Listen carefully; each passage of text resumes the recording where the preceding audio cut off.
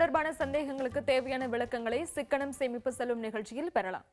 வேலூரை சேர்ந்த சந்தோஷ் என்ற நேயர் மின்னஞ்சல் மூலம் அனுப்பிய கேள்விக்கு விளக்கங்கள் இன்று இடம்பெறுகின்றன.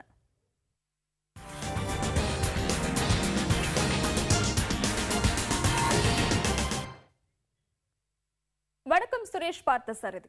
வணக்கம் மேடம். சந்தோஷ் நமக்கு அனுப்பிய மின்னஞ்சலில் தனக்கு பெண் குழந்தை பிறந்துள்ளதாகவும் அவளது எதிர்காலத்திற்காக சேமிக்க விரும்புவதாகவும் தெரிவிச்சிருக்காரு.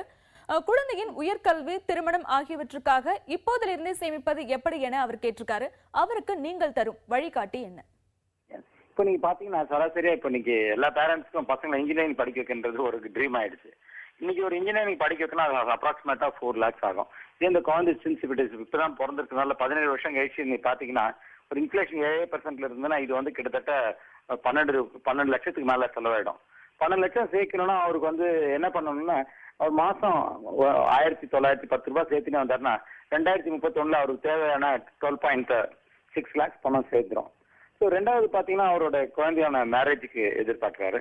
ஸோ குழந்தைக்கு இன்னைக்கு அவரேஜா நீங்க ஒரு பாத்தீங்கன்னா ஒரு திருமணம் பண்ணணும்னா ஒரு 15 lakhs கிட்டத்தட்ட செலவாகும்.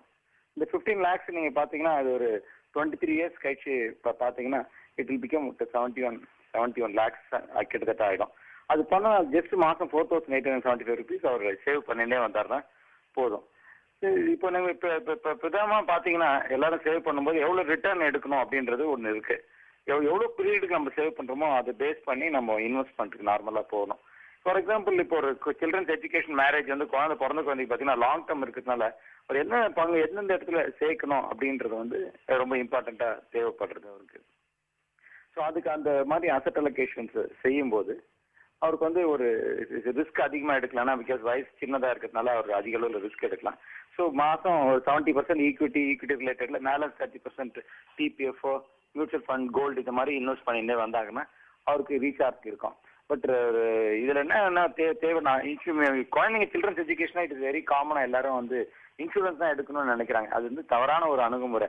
இன்சூரன்ஸ் வந்து ப்ரொடெக்ஷனான ஒரு காம்பனன்ட் தவிர்த்து இன்வெஸ்ட்மெண்ட்டுக்கு உகந்த காம்பனன்ட் கிடையாது. ஸோ அதனால சேர்க்கறதுக்கு முன்னாடி அவங்களுக்கு எவ்வளவு தேவைன்னு பார்க்கணும். ஸோ இந்த குழந்தைக்கு படிப்புக்கும் மேரேஜ்க்கு எவ்வளவு தேவை, அதுக்கு ஒரு 20 லட்சம் இன்னைக்கு டேர்ம் இன்சூரன்ஸ் பாலிசி எடுத்து வச்சாங்கன்னா அது உங்க சேவிங்ஸ் ஏதாவது ப்ராப்ளம் பண்ணா கூட அது ஒரு சப்போர்ட்டிங் இன்ஸ்ட்ருமெண்டா இருக்கும் அவங்களுக்கு.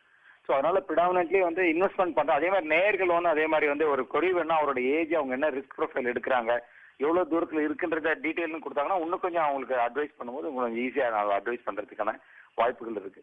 அதனால ப்ராடக்ட் செலக்ட் பண்றதுக்கு முன்னாடி என்ன எவ்வளவு ரிஸ்க் நம்மளால எடுக்க முடியும், எவ்வளவு டியூரேஷன் இருக்கு, இதை மனசுல வச்சுருந்தா சேமிக்கவே ஆரம்பிக்கணும். அதுக்கு முன்னாடி சேமிக்க ஆரம்பிச்சா அதுக்கான பலன் அடையிறதுக்கு வந்து ரொம்ப தவறான ஒரு அணுகுமுறையை அது உருவாக்கும்னு நினைக்கிறேன் உங்களுக்கு. நேர் கேள்விக்கான உங்களுடைய விளக்கங்களுக்கு நன்றி திரு சுரேஷ் பார்த்தசாரதி. சிக்கனம் சேமிப்பு மற்றும் முதலீடு தொடர்பாக உங்களுக்கு ஏற்படும் சந்தேகங்களையும் நீங்கள் எங்களுக்கு எழுதலாம். உங்களது பெயர், தொலைபேசி எண், முகவரி உள்ளிட்ட தகவல்களுடன் triplus@newgenmedia.in என்ற இமெயில் முகவரியில் புதிய தலைமுறைக்கு எழுதுங்கள். இந்த நிகழ்ச்சி குறித்த உங்கள் கருத்துக்களையும் எழுத தவறாதீர்கள். அண்மை செய்திகளை காண தொடர்ந்து இணைந்திருங்கள் புதிய தலைமுறையுடன்.